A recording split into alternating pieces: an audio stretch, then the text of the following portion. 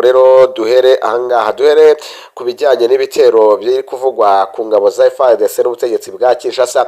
Ni mu gihe ku rundi ruhande kandi hari navuga ngo gahunda y'inama yo kuba barebera hamwe ibyo u Rwanda na Kongo rwiyemeje gushyira mu bikorwa niba uko biri kugenda koko cyangwa se uko bumvikanye biri kujya mu bikorwa hagati y'ubutegetsi bw'u Rwanda n'ubwa Kongo byatangiye kugenzurwa.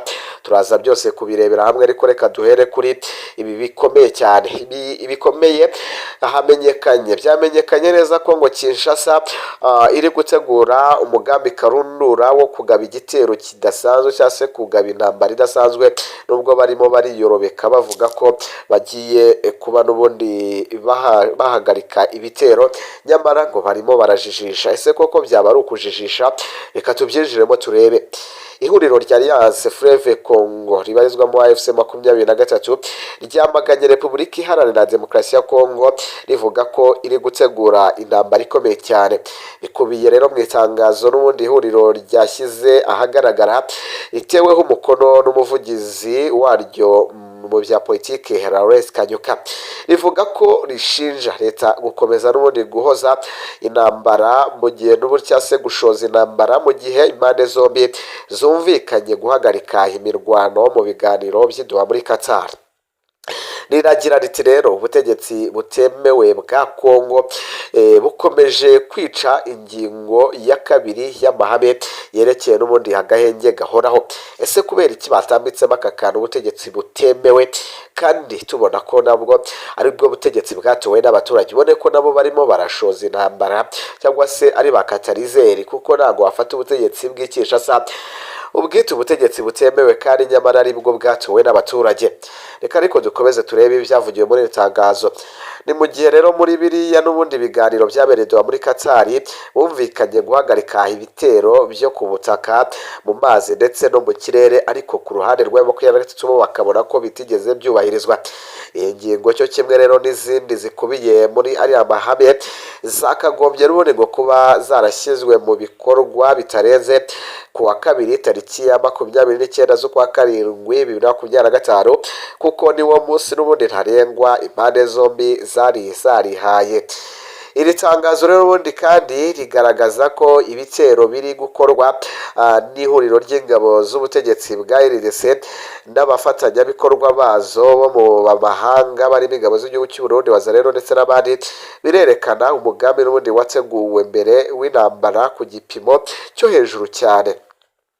Hari rero naho iri tangazo ryatanze ingero rivuga ko ku itariki ya 17 z'uku kwezi kwa karindwi tuvuyemo, ingabo z'u Burundi n'ubundi rero zoherejwe aho bita Ruvunji ndetse n'aho bita Rubariki muri Kivu y'Amajyepfo.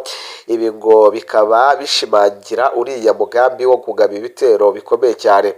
Iri tangazo rikomeza rivuga ko kuva n'ubundi tariki ya 17 kwezi kwa karindwi na 18 z'ukwezi kwa karindwi mu mazi Kirumba ndetse n'aho bita Masango, Binenga ndetse n'aho bita Gifuni naho hoherejwe n'ubundi ingabo nyinshi cyane kugira ngo zigabe ibitero mu gace n'ubundi gatuwe n'abaturage benshi cyane ko bita Kahororo.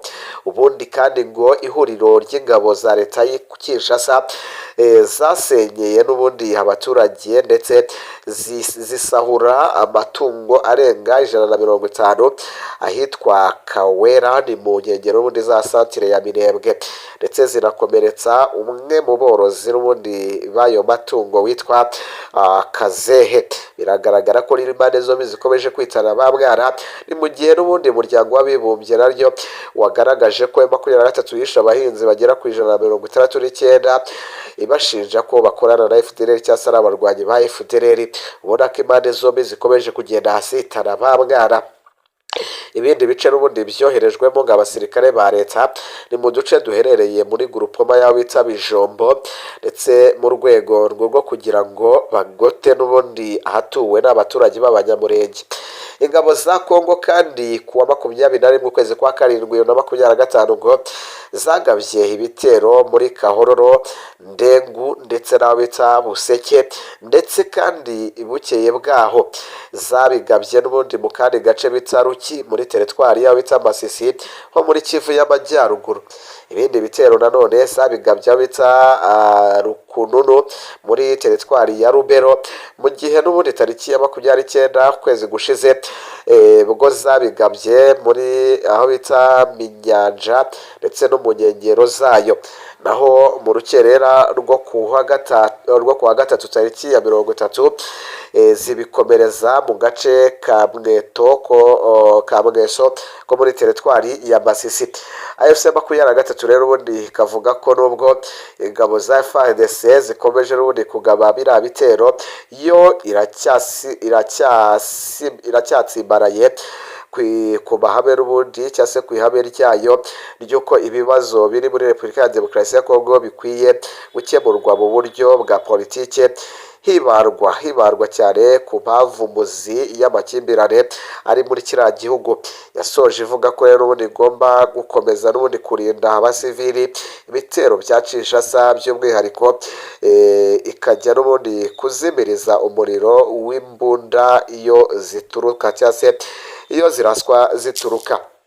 Urumva ko impande zombi zikomeje kugenda zitana ba mwana, baracyakomeje kugenda bitana ba mwana. Reka tujye gato kuri Constance Mutamba, turagaruka tubabwira n'ibindi bikomeje kugenda bivugwa mu rubanza rwa Constance Mutamba. Rero wahoze ari minisitiri w'ubutabera wa Repubulika Iharanira Demokarasi ya Kongo, yasabye ko urukiko rumuburanisha rutumiza minisitiri w'intebe ho bita Judith Suminwa ngo n'icyifuzo yatanze tariki ya 30 ukwezi kwa 7 2025, ubwo n'ubundi yasubizwaga muri ruriya rukiko kuburana.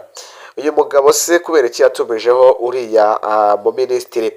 Mutamba ashinjwa kugereza miliyoni 19 z'amadolari binahakana avuga ko atigeze arayacikera, aho yavuze cyangwa se aya mafaranga yaragerewe kubaka gereza bita Kisangani mu ntara ya Bitacopo, ubwo n'ubundi yari minisitiri w'ubutabera.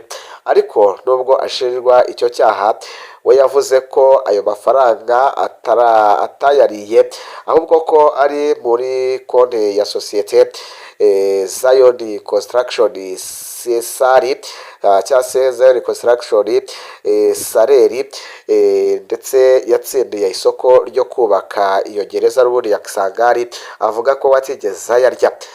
ngo noneho ejo bundi ku wa gatatu asubiye n'ubundi asubiye kuja Kisangani ngo bitari mu biganza n'ubundi bye rero ngo wenyine, ahubwo ko hariye n'abandi benshi cyane bayobozi bayifashemo n'ubundi ibyemezo, kuko iragereza atari we wenyine wari uyifite mu biganza cyangwa se byarebaga. Avuga ko rero ari umugambi wa politike bari gushaka kuba bamwivugana cyangwa se bamwikiza, bitewe n'uko hari gahunda yari yatangije yo kurutsa abayobozi amafaranga ya leta birirwa barya.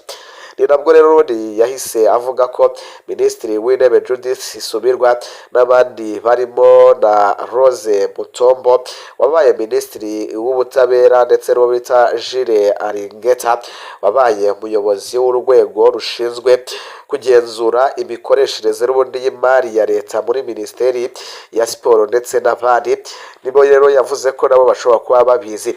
Ndetse turabibutsa ko rugikubita n'ubundi Mutamba yatunze agatoki umushinjacyaha mukuru mu rukiko rusesa n'ubundi imanza wita Filimini Mvone, ndetse na minisitiri w'intebe Judith Suminwa Turuku, asobanura ko n'ubundi bamwibasiye kugira ngo bamwikize, ndetse ibikorwa byabo bibi bitazajya ahagaragara.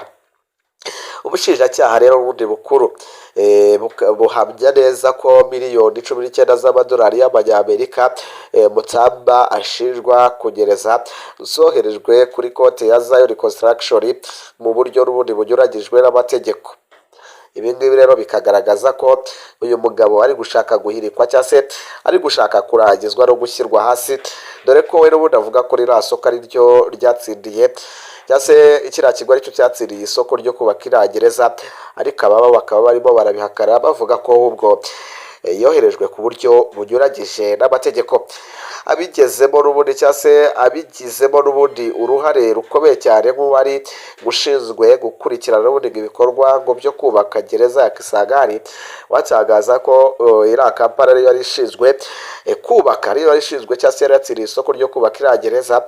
Akavuga ko rero nta mpamvu y'uko bavuga ngo yoherejwe uburyo butemewe n'amategeko kandi ari kampani yari yatsindiye kubaka ririya soko. Mutamba yari n'ubundi yarabwiye abagize inteko ko n'ubundi aya mafaranga